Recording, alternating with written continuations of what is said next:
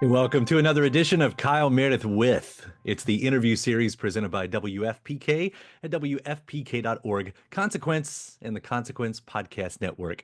Thanks for making your way here, for checking out the episodes. Please do hit that subscribe button so you can keep up with all the interviews that I put out every single week. Of course, you can grab us also in old podcast land, Spotify, Apple Podcast, NPR, WFPK.org, Consequence, or of course, right here on YouTube for the video versions. Anywhere you get your podcast from, you can subscribe to Kyle Meredith with. And that's me, Kyle Meredith, today talking with actress Peyton List. From her early days on the Disney Channel with Jessie to kicking ass in Cobra Kai, she has built a career that refuses to be boxed in. And she's back now in season 2 of School Spirits on Paramount Plus. In fact, the afterlife is only getting weirder this round. As Maddie, she's been unraveling the mysteries of the undead high school experience because being a ghost doesn't mean the drama stops, apparently.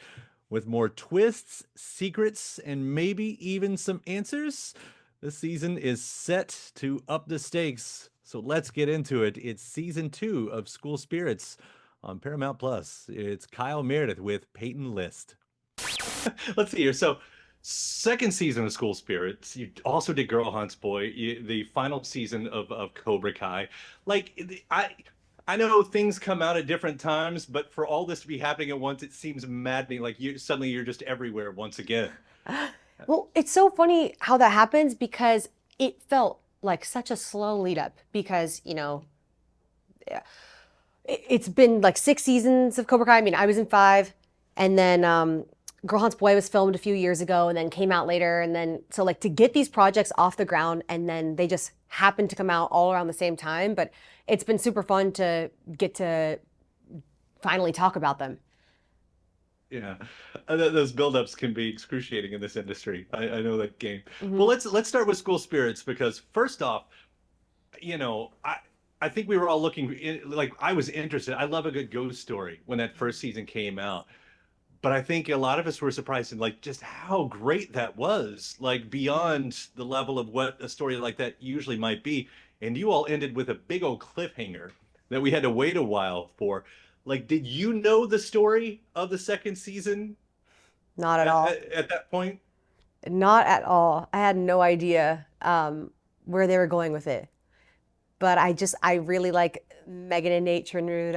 I really like their writing, and so I was like, okay, fine, I trust you. Because for stories like you have to stay ahead of the audience. The audience, there's so many stories out right now to be an original take on this.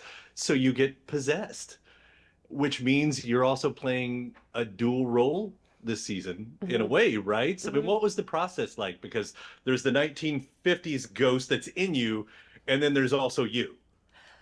Exactly. So I had to prepare the character of Janet, who's now inhabited Maddie's body. I had to prepare that with Jessica Bohr, who plays Janet, um, and we had to just create this character together, create this 1950s girl who has been sort of just stuck in the school for decades. And then we had Maddie, a modern teenager, on the other side. So it was just figuring out the body language and her mannerisms and her little ticks and quirks.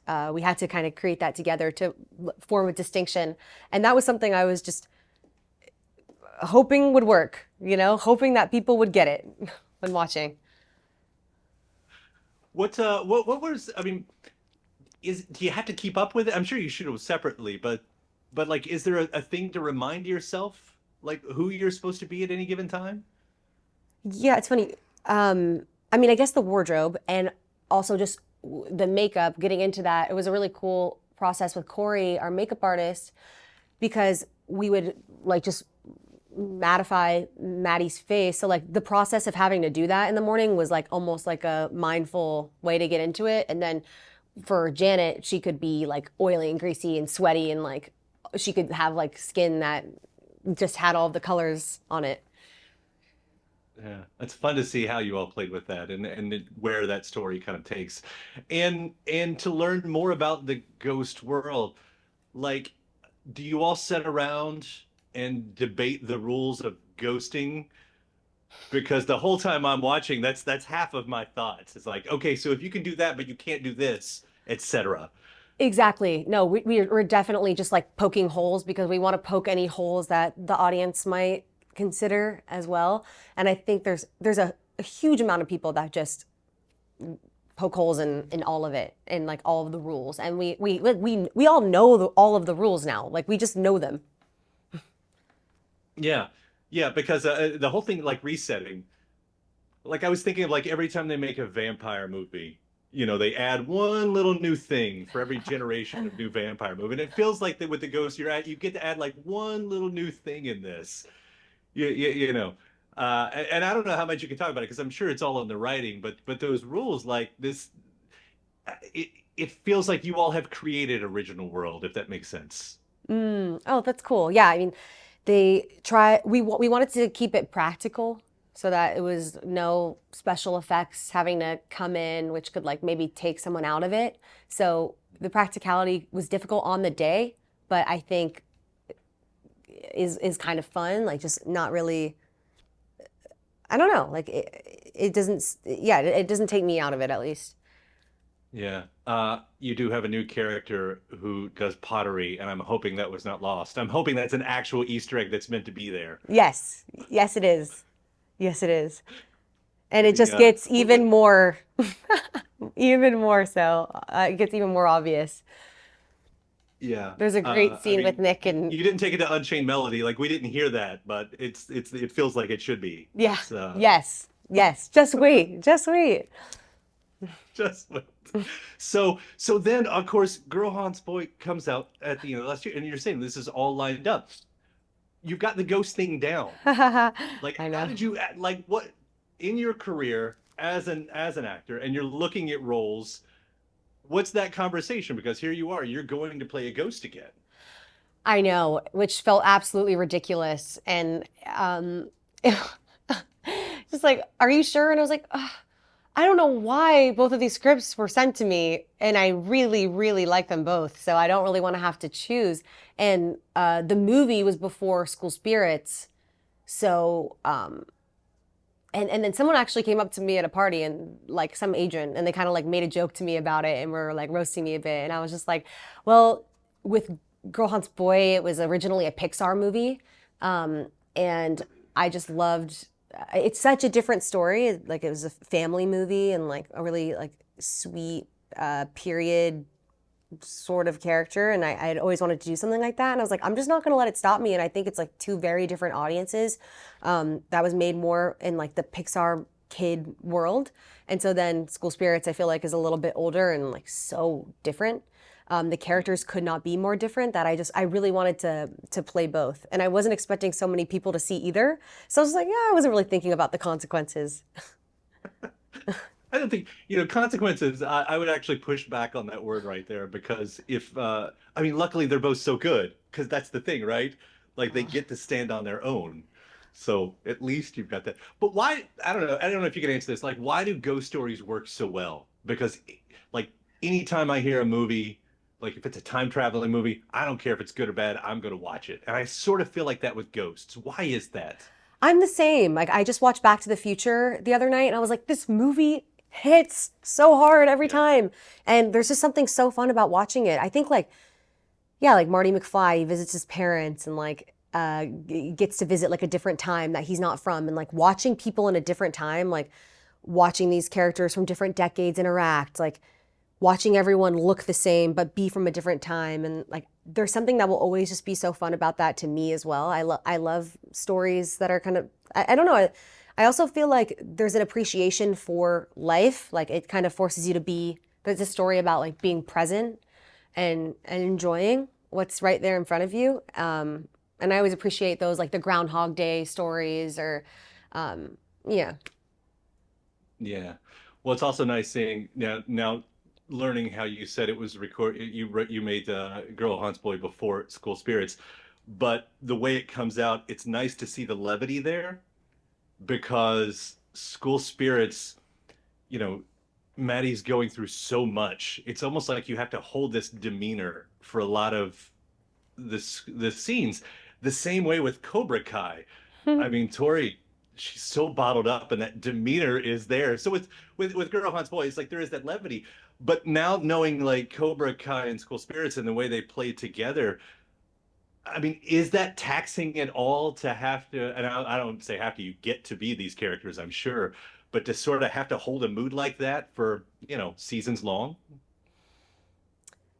It's actually so cathartic. It's such a release. Like I feel like there's a space where I get to just act insanely emotional and like um I feel like there's a part of me in life that wants to show those sides more, but like you're kind of not allowed to do that in society. Like I love that if someone pisses Tori off, like she's going to fight them immediately. I just think it's really like fun to get to explore that, like just all these different types of characters and like reactions to things. And I actually really love it. I love it. It's such a cathartic release.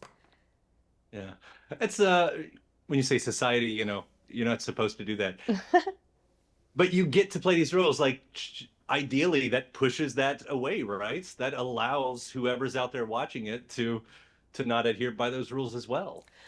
That's a good point. Yeah, that's why I love like watching movies and shows. It's just like to be able to escape into that for a little bit. Yeah. Well, Tori, I mean, the girl's been beat down by life, and you've sort of got mom problems in both shows, as I'm realizing right now. That's just taking Yep. that along. Uh, But to be with that show, especially too, with Cobra Kai, I mean, 5 seasons of that, to not just come back to a character, but get to spend that long with someone. Like this is probably one of those big generic questions, but like what do you learn what have you learned about her that maybe wasn't obvious there at the beginning? what did I learn about Tori? Yeah. Um, um, I think that she's got a lot more heart and yeah, she's got a lot more heart and drive than I ever could have imagined. I feel like she is so loyal and really will like fight for whoever she really cares about. But I think she's got a lot more space for people, and once that's put into a good place, like there's just so much potential that I see in this girl. Like I don't think I saw a lot of potential for her in the beginning. I also was only thought I was guest starring as this person who I kind of had in a box at first, but then she just grew to be something I never expected. Yeah. Yeah. It's been fun to watch everybody kind of grow over that show, just in the most surprising ways. Did you get a say in how her story ends? We all just read the script. We weren't asked about the ending. I mean, I feel like on Cobra Kai, the writers and creators are such big fans of Karate Kid and like such big fans of Billy Zabka growing up that like they know exactly what to do with this world and these characters. So it's kind of a territory where I don't feel like would understand exactly where to take these characters. Like every time I have a prediction for Cobra Kai, I feel like I'm completely off. Like they just go in like a different direction every season. So I didn't want to give any input for. Well, I mean, I actually would have liked to have said something about her ending, but when I read it, it just I went to them and like I never ever go to the writers of Cobra Kai because I just feel like okay, this is perfect, this is what it is. But I did go to them about the ending because at that point I just cared so much and just wanted to like have a conversation and like just change just a couple things because I just grew to care about Tori so much. But that was the only time I've ever really felt the need to talk to them about it. And it wasn't even like I changed very much. I just wanted a few answers just because it is like it's the finale. It's the end of 6 seasons, but then the end of something that's been going on since '84. So I just wanted to be able to like wrap it up in like a really nice way for at least myself. Right, right. I would like if it were me, I think if like you've been so lucky, especially when you even go back to Jesse and Buck and all that, to have these long arcs of a character. If I would think that I would want I to imagine what happens to them. I mean, I know that's always a fan question. Oh, what happens to them afterwards? But actually, as you just to like think about that because you were there for so long. Like, how often does that happen? How often do you think about these characters that you have been in for a while, you know, and where they are in the imaginary world? Hmm. Yeah, you know, Or maybe it's freeing to say goodbye. I'll randomly think about it. I'll randomly think about it and how like I wish I could play a certain character or like play where they are in their life. Like just thinking, oh, it would be fun to get to like slip into their world again. And yeah, not as often as I would think though, but a lot of people lately, like I feel like everyone who watched Jesse is now like out in the work. It is now just like out in the world, you know, and like even when I'm going through like TSA now, it's like, oh, I loved Jesse. I'm like, no way, okay. So it's just, I think about that character's future more, just because it's like, it's constantly like I meet people who talk about that show a lot. Yeah. You've got a lot of ensemble cast to keep up with if you want to stay friends with them after the shoots at this point, it feels like. Yeah, Do you keep up with everyone? um, I don't keep up with everyone. Like, you know, I feel like any work environment, like some people rock and then some people you don't get along with as much just because like everyone is a different flavor. But like for the most part, I want to stay in touch with every single person that I can. And usually when it's usually pretty like agreed upon. There's usually like if there's like a person that's like not cool, like it's pretty much like everyone agrees. And like the person just doesn't want to like communicate. But I'm like have family like with Karin, like from Jesse, and like with so many of the like all the school spirits actors, they're like family at this point, and the creators are family, and like Cobra Kai, like I live with like Sholo and Jacob, like everyone, we're just like we're so close. Yeah, and the Cobra Kai cast is really like family. Like we know like we could go to like Uncle Ralph or Uncle Billy's at this point. Like I feel comfortable just being like, yeah, I could call them up and be like, I need you, and they would be there. Yeah. Yeah. I'm really sad to see that show end, but it has done, I mean, it's been a great arc. I've had Jacob and Marty both on here and talking about it and Nice. just hearing the way people light up about that show. But I'm feeling that way, and I mean that about School Spirits as well. You know, they gave us, I think, most of the season. Of course, I don't know how the season ends yet, and I want the season end in a way that I'm still going to see a season three, a season four, and a season five because of what you all do there is just so creative, and it's such a great story. You know, Oh, and thanks. it's not a question. I'm just throwing the compliments back at you once again. Aw, thanks. You're so nice. Uh, but seriously, congrats on it. Congrats on all the things and whatever comes next. I mean, do you have a game plan? Do you have a wish list? Like, what do you want to do from here? Yeah, I have a movie coming up this year that I'm really, really excited about. It's kind of like a dream come true, so I'm just like waiting to be able to talk about that. But yeah, in the meantime, I'm just hanging out, but no plans other than that. I've just kind of Yeah, wing everything and hope it works out. But yeah, it was so nice talking to you. you Thank you too. for Thank you so much for thank you for taking the watching time. everything and like Yeah, yeah, absolutely. Anytime. You keep making them. I'll keep watching. thanks. And thanks to my guest. Also, thanks to you for checking out the episode in the series. Before you get out of here, hit that subscribe button. Again, you get 3 brand new interviews every single week, new one every Monday, Wednesday, and Friday at right here on YouTube, or of course anywhere in podcast land, including iTunes, Apple Podcasts, Spotify, Podchaser, NPR, or WFPK.org as well. A great way to keep up with your favorite artists and discover new ones as well. Then after that, actually head over to WFPK.org. That's where I do a show Monday through Friday, 6 p.m. Eastern. It's an hour full of song premieres, music news, anniversary spins, bonus interviews, Monday through Friday, 6 p.m. Eastern at WFPK.org. Consequence has your music and film news. You can also find me on the social media spots, Facebook, Instagram, mostly on Twitter. All 3 of them, the address is at Kyle Meredith. Do hope you like and follow along. That does it for another edition. I'm Kyle Meredith. I'll see you next time.